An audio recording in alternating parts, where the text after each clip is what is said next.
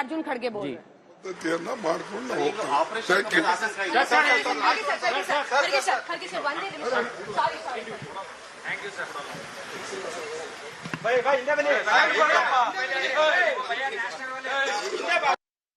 देख रहे हैं कांग्रेस पार्टी के दफ्तर में, जल्दी से ये बता देते हैं यहाँ पर और महाराष्ट्र कर्नाटक में जो गेन किया है कांग्रेस ने अनप्रेसिडेंटेड है।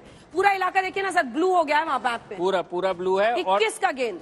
सबसे बड़ी चीज है जेडीएस का 10 का लॉस जो है वो पूरा का पूरा उसमें गया हुआ है। पिछले बार बीजेपी को जो है यहाँ पर बीजेपी का 12 कम हुआ। यहाँ पिछले बार बीजेपी ने बहुत अच्छा प्रदर्शन किया था, 16 सीटें जो कि 4 में कन्वर्ट हो गई। उसका सबसे बड़ा कारण है जेडीएस जब वोट शेयर नीचे जाता है, क्योंकि ट्रेडिशनली यहाँ पर लड़ाई जेडीएस और कांग्रेस के बीच ही होती है।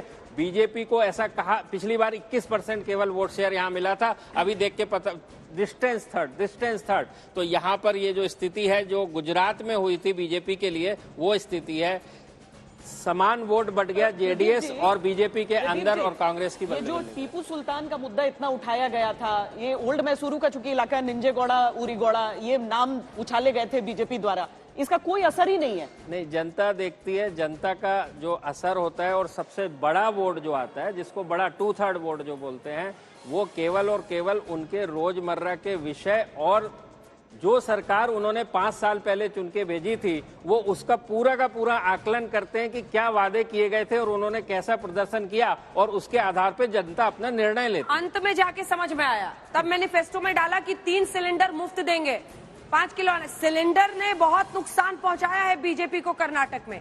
ये शायद उनके लिए बहुत बड़ा आई ओपनर है। और आपके एग्जिट पोल ने बताया था कि महिलाएं ज्यादा कांग्रेस को वोट कर रही हैं, ये अपने आप में दिखाता है। ये जल्दी से मध्य कर्नाटक का इलाका है वो पहले दिखा देते हैं। यहाँ पर भी देखिए 13 का गेन है। मध्य कर्नाटक भी गढ़ था बीजेपी का, सेंट्रल महाराष्ट्र और तटीय इलाका, बिल्कुल ये गढ़ होता था। और यहाँ महाराष्ट्र और सेंट्रल कर्नाटका, यहाँ पे सारा का सारा लिंगायत बाहुल्य और सारी की सारी जो बीजेपी की जिसको कहते हैं इक्विटी है, पूंजी जो थी, वो इन्हीं 2 इलाकों में थी, जिसमें कि बहुत बड़ी तरीके से पिछड़ती नजर आ रही है बीजेपी। महिला उम्मीदवार हम आपको दिखा रहे हैं। कांग्रेस ने 3-11 में से दिए तो बीजेपी ने 3-12 में, और महिला उम्मीदवार 2-12 में जेडीएस ने दिए थे। सब कहते देखिए पिछले कई चुनावों ने ये साबित कर दिया है कि महिलाएं जिधर वोट देती हैं वही जीतता है।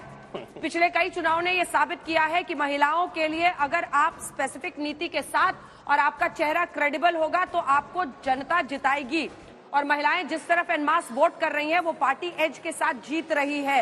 हालांकि यूपी में कोशिशें की थी कांग्रेस पार्टी ने, लेकिन वहां पर लड़की का साथ और ये सब चला नहीं था। क्रेडिबल फेस चाहिए, लेकिन अगर आपके नीतियों में एक एडवांटेज है तो वो काम कर जाता है। देखिए, महिलाओं को घर चलाना होता है। जो मैंने कहा कि सबसे ज्यादा 2/3 से ज्यादा जो वोट पड़ते हैं वो रोजमर्रा के जीवन के विषयों के ऊपर पड़ते हैं, और उसकी जो सबसे बड़ी बेनिफिशरी या लाभार्थी होती है, चाहे सिलेंडर हो, चाहे मकान बनाना हो, चाहे किसी भी जनधन योजना के तहत अकाउंट खुले और डायरेक्ट ट्रांसफर हो। पहले होता था लोगों के हाथ में पैसे पहुंच जाते थे, मेल पर्सन के हाथ में, और महिलाओं तक वो पहुंच ही नहीं पाते थे।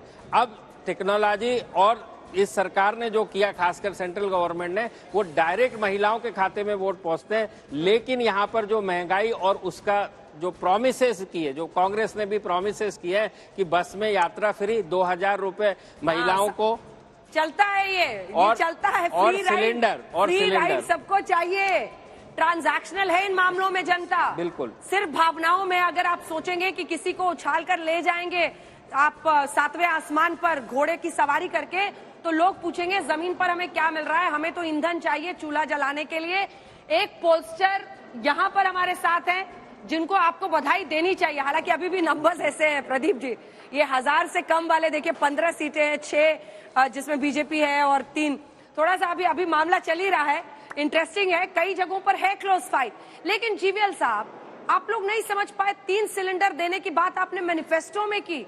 सिलेंडर की कीमतों ने पहले से ही लोगों को परेशान कर दिया था। एक पोस्टर आप भी हैं। अंजना जी नमस्कार। सबसे पहले प्रदीप जी को बधाई। ब्रॉडली ट्रेंड्स अभी तक जो रुझान है पूरा उनके अनुमान के पूर्वानुमान के तहत है। प्रदीप, आपको फिर एक बार बधाई। लेकिन ये इसका विश्लेषण जो है वो ढंग से करना चाहिए, क्योंकि ये सरकार का विपरीत, ये सरकार का विरोध में वोट नहीं है। ये एंटी इनकम्बेंसी का शब्द का जो कई बार यूज हुआ है, ऐसा होता तो हमारा वोट घटता, हमारा वोट कहीं नहीं गया। बीजेपी का सबसे बेस्ट परफॉर्मेंस 36% वो बरकरार है। तो केवल और केवल हमारी हार होती है ये एक तरह से विपक्ष की वोटों की कंसोलिडेशन की वजह से हुआ है, वो भी शिफ्ट के वजह से हुआ है। जेडीएस का वोट घटना हमारे लिए, हमारे सीटों के घटना के लिए प्रथम कारण बन गया है, ना कि हमारे समर्थकों में किसी प्रकार का भाजपा सरकार या भाजपा पार्टी से किसी प्रकार उनका रुचि घटना। देखिए, लोकसभा चुनावों में भी आपके पार्टी के जो भी अध्यक्ष रहते हैं वो हमेशा कहते हैं ना कि हम 200 जीते तो अगली बार मिशन 300, उसके बाद मिशन 400। तो परसेंटेज बरकरार रखना तो आप लोगों का लक्ष्य रहा नहीं होगा। आप लोग तो सरकार ही बनाना चाहते थे ना। अगर सरकार नहीं बन पा रही है वहां पर, और दक्षिण का द्वार कर्नाटक को कहा जाता है, तो क्या आप समझेंगे दक्षिण का द्वार बंद हो रहा है या आप लोगों के लिए, बाकी राज्यों के लिए भी आप कर्नाटक में ही अगर नहीं बचा पा रहे हैं सरकार? ये केवल एक जर्नलिस्टिक जार्गन के रूप में मैं देखता हूं। तो कर्नाटक में अभी भी हम आज भी यही काम, ये नंबर्स कायम रहेंगे, तब भी हमारे 36% वोट है।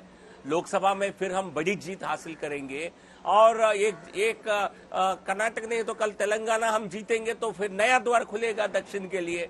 तो इसलिए किसी भी प्रदेश को, किसी भी सरकार को कर्नाटक में दूसरी बार वापसी नहीं हुआ है कई दशकों से। तो वही वापसी तो यूपी में भी नहीं हुई थी, लेकिन आपने ट्रेंड बदला था और उसके बाद खूब पीठ थपथपाई थी। और कल परसों तक जब आप मेरे साथ जीवीएल बैठ रहे थे तो जीवीएल जी आप बार बार मुझे कह रहे थे कि देखिए हम ट्रेंड बदलेंगे जैसे हमने यूपी उत्तराखंड में बदला है, लेकिन यहाँ पर नहीं चला। सिर्फ केंद्रीय नेताओं के करिश्मे पर निर्भर रहकर आपके राज्य सरकारों की विफलताओं और नाकामियों और भ्रष्टाचार के आरोपों पर जनता ने भरोसा किया है। तो आपको भी बहुत गहन चिंतन करना पड़ेगा। पहली बार श्वेता आज ब्रेक का टाइम हो रहा है, आज पहली बार ब्रेक, क्योंकि लगभग आप समझ लीजिए कि ये जो 129 और 66 कांग्रेस और बीजेपी का आंकड़ा है, लगभग सुई वहां पर आकर रुक गई है।